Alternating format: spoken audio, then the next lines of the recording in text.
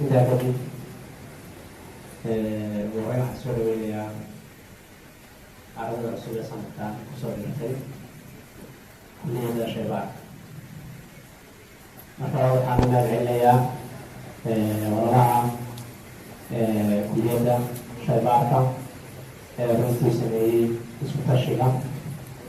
runtii sameeyey inay samaystaan meel ay ku wada xiriiraan oo runtii sida laga sheegay waqti dheer dagaatada nacda farisaantada oo sheegsanaya ilaa 2013 ay kuliyadda ahayd in isku xidhaan waa waqti dheer runtii marka la fiiriyo waxaan leenahay walaalihii fikradda iska lahaa ayagana waxaa weeye aada u mahadsantihiin fikraddiina waa laga faa'iidiyey waa taan caawa oo kulisiyeedka u fadhino inaan isku wareysano ku kala qaadano inagoo arday soomaaliyeeda macdaalika ardada cusub ee kuliyadda kusoo biiraysana ay la kulmaan walaalihii kuliyadda ugu horreeyey si ay ugu iftiimiyaan kuliyaddu waxay tahay iyo muhiimaadkeeda walaalihii kuliyadda dhameeyana loo muujiyo inay jiraan walaalahood oo dareen farxadeed la qaybsanaya oo leh isheega waa inay tegi doonaa intaa kadib dabcan waxaa meeshaan igala gudamaas leeyahay laba qodobooda dheer qodob koowaad ardayga cusub aan oran lahaa markastana waan lahaa arday cusub aan la kulmo gaar ahaan haddii aad tahay arday jacnafiiqi loo soo aqbalay aniga waxaan ku siinayaa laba tala ayaan ku siinayaa talada koowaad waxay tahay inaad ogaatid kuliyadaada inaad baratid macallimiinteeda inaad baratid musajilkaaga amiidkaaga inaad si fiican u barato waxay qayb ka tahay inaad kuliyadaada ku guulaysato haddii aad macallimiintaada si fiican u barato waxay keenaysaa inaad garato sida aad imtixaanka ugu gudbi lahayd waxay keenaysaa inaad garato inaydan isaga iyo adigoodan isku dhicin marnaba maxaa yeelay macallimiintu way kala dabeecad duwan yihiin mid wuxuu ictimaadaa imtixaanayisha xuduurka mid ma ictimaado mid xifdiga mid fahanka mid dawax ood arteen mid baa bukaasoo horgalo inaad ka daba gasho ay adag tahay idanna macallin walba aada baratid isla markaana dabeecaddu isagu leeyahay aada kula dhaqanto maxaa yeelay isaga waa macallin adigana waxaa tahay arday adiga ayaa lagu saameynayaa adigu isagama saameynaysid salaadiga tawada koowaad la ususinaya waxa weeye kuliyadda waa inaad si fiican u barataa guud ahaan gaar ahaan macallimiinteeda talada waa la siinaya waxa weeye ardayga jacabkiina loo soo baray inaad ogaatid inay jirto meel la dhaho markas islaami marka islaami dabcan saameyn weyn ayay ku leedahay qofka dhigta jaamacateedaya waa maqasheen waana soo marteen baa filayaa markaad isbuuc koowaad dhigato jaamacadda waxaa jirto xalaalo isbuuc baraha haddii aadan maraynin shahaadada dhow ma siinaayo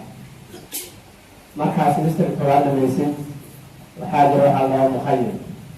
isbuuc ayaa magaala lagaa saaray meel baa lagu geenayaa isbuucaad ka soo joogaysaa taasna haddii aadan maraynin ayana shahaadada dhow ma siinaayo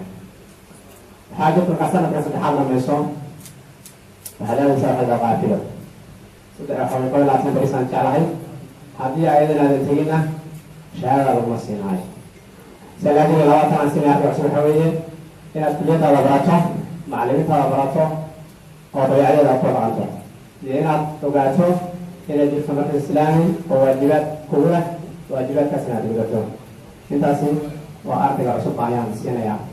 guud ahaan ardada dhigata cilmiga shaybaanka waxaan leeyahay cilmi aada u wanaagsan ayaa barataan waa cilmiga oo ku baan qaato dictoorka dadka waxaweye sheegtaweynaya idinka ayuu garbihiina ku taaganya maxaa yeelay mar qofka isagoo xanuunsanaya imaado waxaa la sameynayaa marku isagoo wareysto waa la baaraya baaritaankaas ayaa lagu daweynaya baaritaanka haddii aadan ka rur sheegtaan qofkaas uu daawoobayaa haddii aadan ka rur shoogina qofkaasi adiga ayaa dhigu geystay marka waxay tahay cilmiga aad baranaysaan waa cilmi u baahan runtii tarkiis badan waa cilmi u baahan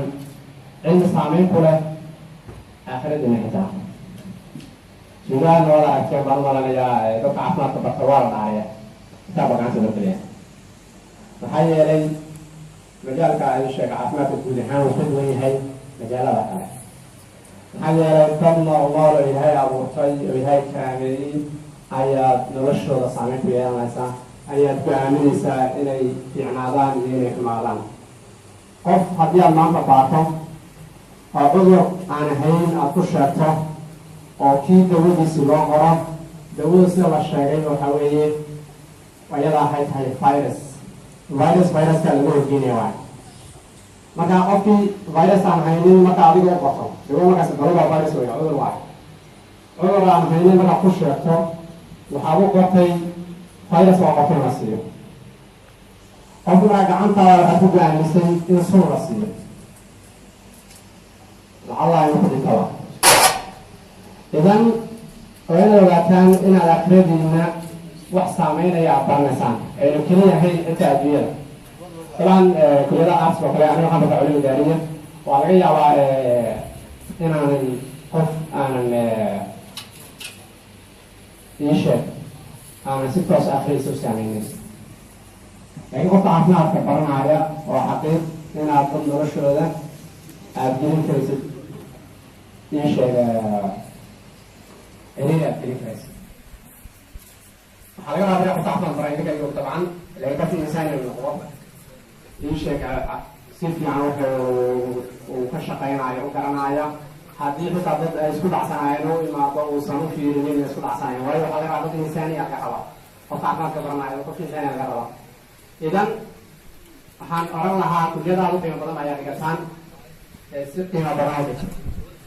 هذا اللي مكتوب صحيح على الكتاب على هذا كان يكون على رجل أو بسطة. محل رئيس دكتور كي حتى عليه السورية عملوا قرر السورية جواز إذا كان إذن كلنا على مرة كلنا على مرة وطن كان.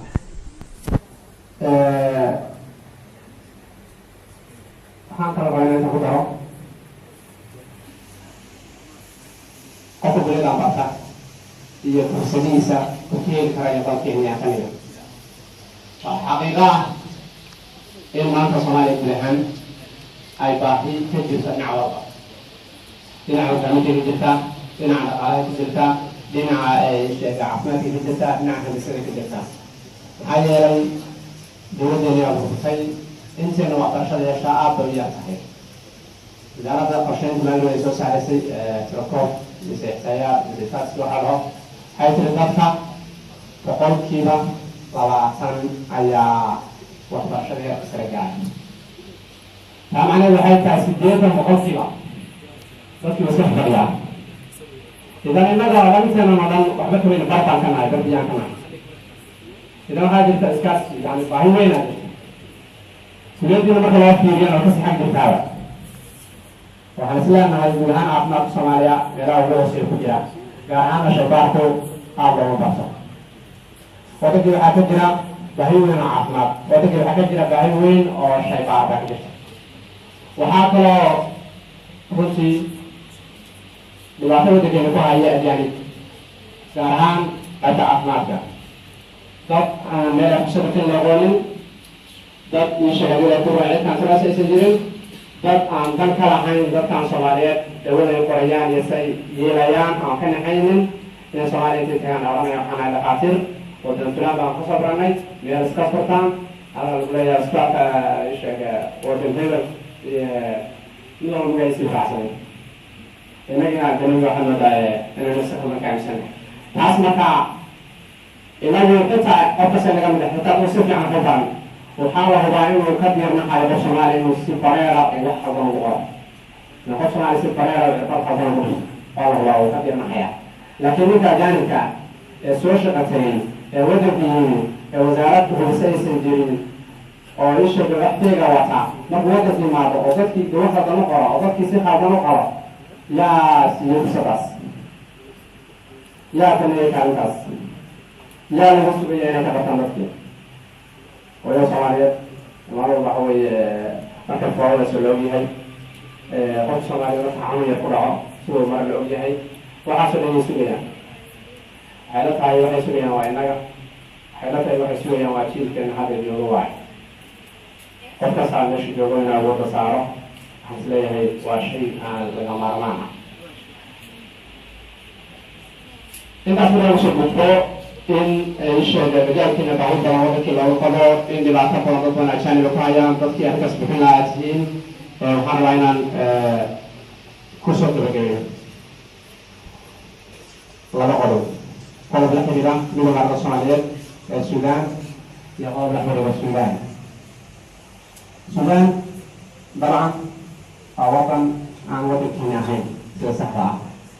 waa wadan haddana marka la fiiriyo sida ajaanibta kale si balaaro yar dhaantay looga dhaqma waa wadan fursado waxbarasho la siiyey waa wadan xilli wadankeenu aysan jirin shahaadadiisa dibadda iyo qof uga aqbalay si laga aqbalay sagaashankii iyo dhowrkii warjoog dhacday suudaan waxay wadamada keliya qofka soomaaliya shahaas ku aqbalaysa suudaan iyo soomaaliya xilika waxbarasho ugu boqolsana jirsaday kun iyo sagaal boqol iyo siddeed iyo tobankii ayaa ardaydii ugu horeysay suudaan ay tiri soomaaliya maantana waa laba kun iyo siddeed iyo toban waa boqol sano wadan xilika noocaasa nala leh waa dhan aan saaxiibo ku nahay dhanka waxbarashada taamacni waxay tahay inaan inaguna waxbarashadaas iyo fursadaha laga siiyey kana abaalcelino si fiican oo barano waxaan ogsoonahay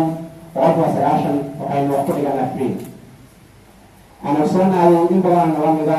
iskoolkaa kasoo baxay magaalada kasoo baxday gobolkaa kasoo baxay joogta inay fursadan ay raadinayaan oo aysan helin taamacnidu waxay tahay inaad wax qaaliya heshay wixii qaaliya heshay ay tahay inaad si fiican uga faa'iidayso qodobka labaad midka waxa weeye wadan ajnabiya wey wadan ajnabiya waxaa lagaaga baahan yahay sharci inaad ku joogto sharciga haddii aad ilaaliso adiga ayaa is-ixtiraamtay sharciga haddaad ilaaliso cid kugu qaldanaysa ma jirto haddii aad sharciga ilaalin weyso adiga is-ixtiraami waaye haddii aad sharciga ilaalin weyso waa lagu qaldanaya sidaa adiga waxaan xusuusinayaa in sharciyada la samaysto intaysan dhicin ka hor waxaan kala xusuusinayaa in dhaqamada kala duwan la ixtiraamo dhaqankeennan aan haysano dadka haddaan u gudboonana si ay raali ka yihiin ugu gudbino kuwoodana ayna la yaabin ayna indhaa ka qabsanin ayna yasin ayna wax ka sheegin laga yaabo naga dhaqan aragna kuwa naga diin ayna aragno laakiin wadankoodi baa nimi ilaahaygi samaystay baana ku og adiguna ku ixtiraam kaaga haddaad kala gudbsana markaa kooda ixtiraamta ay kaga gudbi karaysaa idan inay jirto saqaafo kala duwan oo loo baxaya adigana taaya loo haysata toodan inaad ixtiraamta ay muhiim tahay qofka ugu dambeeya waxaweye dib arda soomaalka suudaan oo jimciyadda ardayda kuliyad shaybaax uu leeyahay waxaan lehaynaa fursado badan waxaa dabcan basaska ugu dambeeya ku jira dariga itixaadka oo aanu filaynay wala fili doona wuxuu leeyahay howlan tabaraa lagu qabto carabiina raba inaynu suxuudi keli noqon doono idinkana ku tabaraan doontaan waxaan naga caawin doonaa haddii aad sida wishaan kaasooyinka u baahantiin naga gaabsiino waxaan rajayna kala ilaahaydii ilaaradin insha allah inaan barnaamijyo badan insha allah aan la samayn doono laakiin idinka ayaa iskale midowguna macnaheedu waxa weeye qof kasta oo soomaaliya oo arday sidaan jooga dadka markaa jooga xilka haya waa ilaaradii oo maamulku wey laakiin midowga waxaa qof kastaa ah qof kastoo naga mid ah waa midowga wey salaadigeed inaad ka faa'idaystaan fursado badan oo jiraan inaad koorsooyin badan aad soo dalbataan inaad inshaalla ilaa ku ran intaa suudaan joogno aan tatbiiq badan sameyno waa sida keliya aan wadankeena kaga bedeli karno marka adiga saddexaad waxaan mahad celinayaa dawaadirta kuliyadda aan ka baatay waxaan mahad celinayaa walaalaha soo qabanqaabiyey waxaan leeyahay soo dhawaada dakaatiradaa cusub. Assalaamu calaykum waraxmatullaahi wabarakaatu.